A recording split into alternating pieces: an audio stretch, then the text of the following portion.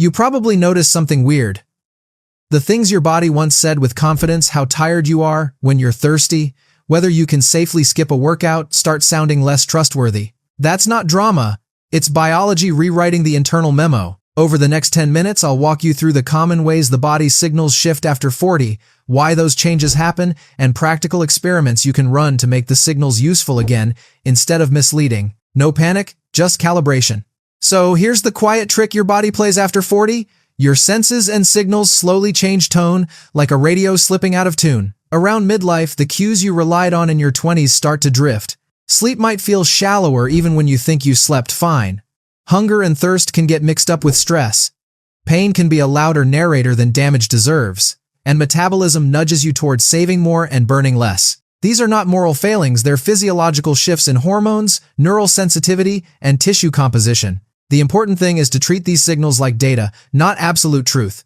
Notice patterns, run tiny experiments, and give yourself permission to act on evidence rather than instinct. Start this week by keeping a small notebook or a notes app where you jot one line about sleep, mood, and energy each morning for 5 days to see whether your gut impressions match the record. So, let's talk about sleep because the brain's sleep bank gets stingier after 40. Bridging from that, the first big shift to pay attention to is sleep. It starts behaving like a stranger. As you move past 40, sleep architecture subtly changes. The deep, slow-wave sleep that clears metabolic debris and cements memory can decrease, and the proportion of lighter sleep stages tends to rise. Melatonin production may decline or phase shift, so your internal night clock can run a bit differently. And the stress axis, the HPA axis, can nudge cortisol timing so mornings and evenings feel off. The result is a common paradox.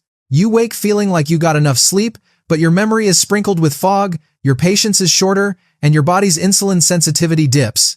Tiny lifestyle amplifiers make it worse. Late-night screens confound melatonin cues, inconsistent bedtimes, scramble circadian rhythms, and chronic low-level stress keeps cortisol elevated, which interferes with deep sleep. People often reach for naps, extra coffee, or sleeping pills as band-aids. Those tricks can mask the underlying mismatch between perceived rest and physiological recovery.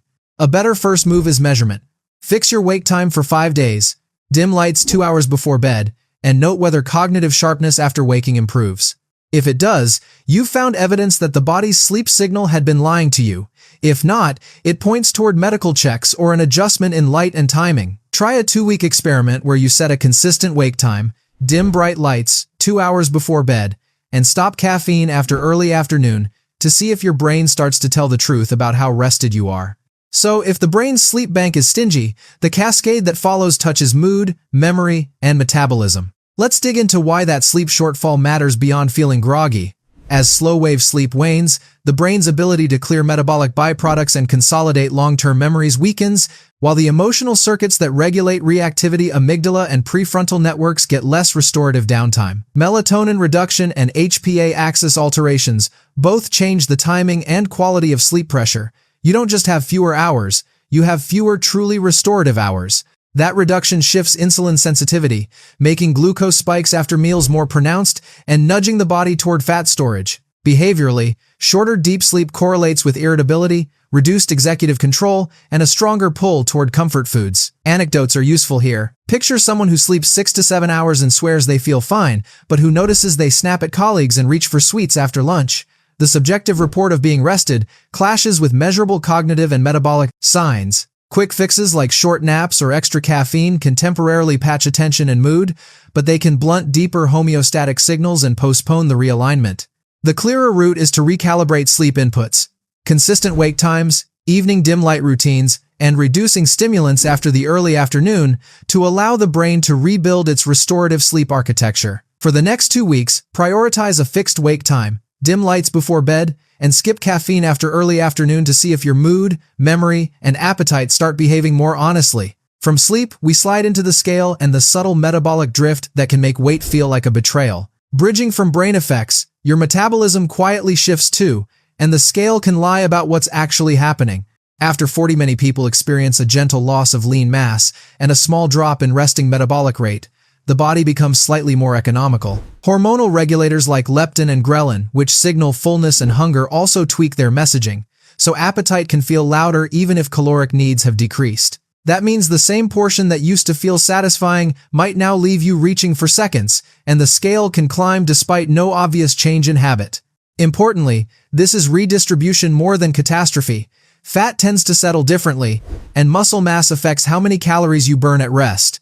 The practical response isn't starvation or drastic dieting, it's preserving muscle and keeping strength up so your baseline energy expenditure doesn't erode. Small changes yield big returns. 2 weekly resistance sessions, even short ones, help maintain lean mass and the metabolic benefits that come with it. Start by slotting 2 20 to 30-minute resistance sessions into your week and treat them as non-negotiable. That habit protects your metabolic honesty. Pain also gets more dramatic in its storytelling, and it isn't always narrating structural doom. Bridging from body composition, the way you experience pain can shift because the nervous system changes how it interprets signals. As we get older, the nervous system can become more reactive. The brain and spinal circuits that interpret nociceptive input can amplify signals, a process sometimes called central sensitization. That means a small mechanical irritation can feel disproportionately loud, or a muscle twinge after sitting becomes a story that grows with fear and avoidance. The presence of pain doesn't always equal progressive structural damage. Sometimes the brain's pain thermostat is turned up by inflammation, stress, or learned guarding patterns. The practical consequence is big. If pain is automatically treated as damage, people withdraw from movement, which in turn causes stiffness and weakness that actually prolong pain. A better heuristic is graded testing. Rather than assuming worst-case structural problems, systematically reintroduce gentle, progressive movement to see whether pain diminishes with use.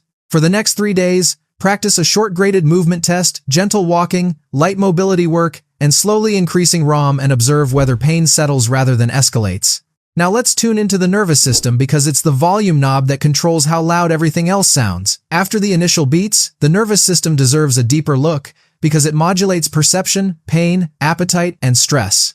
With age, several subtle changes in neurobiology accumulate. Microglia, the brain's immune cells, can become more reactive, a phenomenon sometimes discussed as priming, which means low-level inflammation produces louder effects on mood and cognition. Cytokines released in peripheral inflammation can signal the brain and alter neurotransmitter systems, subtly lowering mood and blunting motivation. Autonomic balance often skews towards sympathetic dominance.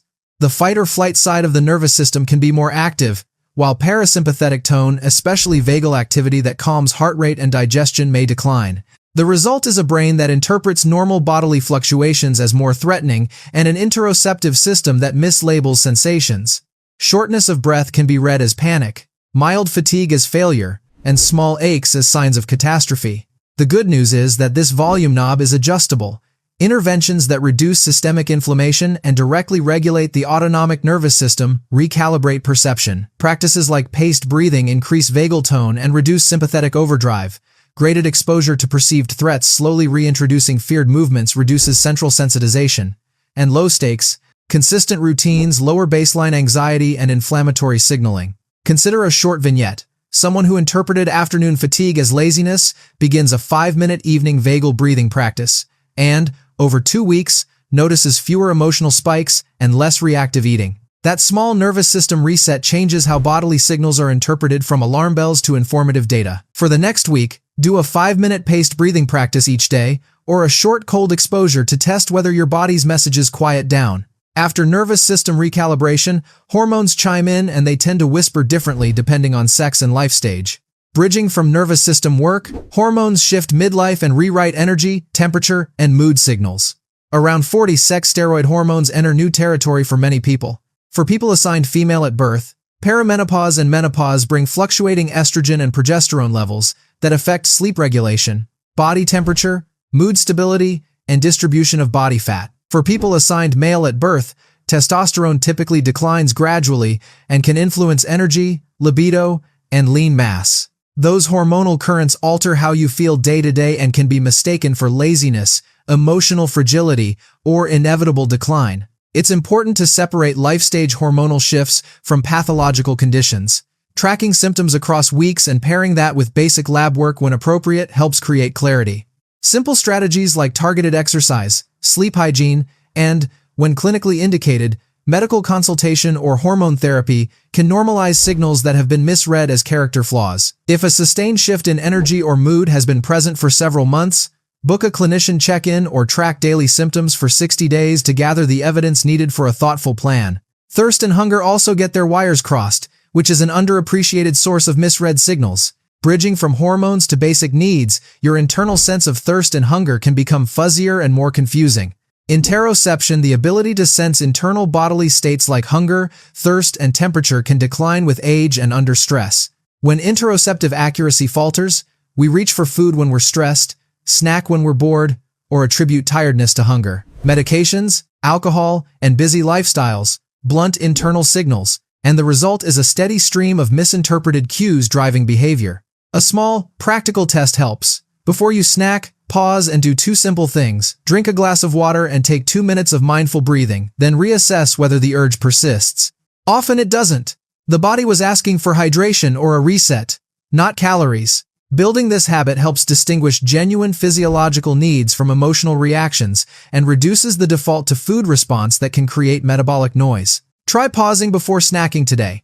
Drink a glass of water, breathe for 2 minutes, and then decide if you really need food. We wrap by pulling the threads together into a practical, encouraging plan, so the new language of your body becomes useful. Bridging from discrete signals to the whole picture, midlife is a mirror rather than a cliff. It shows you where to tweak and test. None of these shifts, sleep changes, metabolic drift, altered pain interpretation, nervous system volume changes, hormonal whispers, or fuzzy interoception are signs that life is over or that you're failing. They are information. The way to stop the body's lies is to make its signals measurable and testable. Choose small, low-friction experiments. Track sleep timing and morning cognitive notes for 5 days. Do 2 weekly resistance sessions to protect muscle. Practice a 5-minute nervous system reset daily for a week, and try the water and breathe pause before snacks. Distinguish urgent red flags that need immediate medical attention: sudden chest pain, acute breathlessness, abrupt unexplained weight loss from the everyday misleads that respond to consistent habits. Recalibration is not a one-time fix. It's a feedback loop of data, small habit changes, and interpretation. Pick 3 metrics to track for 30 days: sleep timing, 2 strength sessions, and 1 nervous system reset, and treat what you learn as objective guidance rather than moral feedback. If you like this way of untangling what your body is actually saying, subscribe or follow for more practical midlife hacks and experiments that help you turn confusing signals into useful information.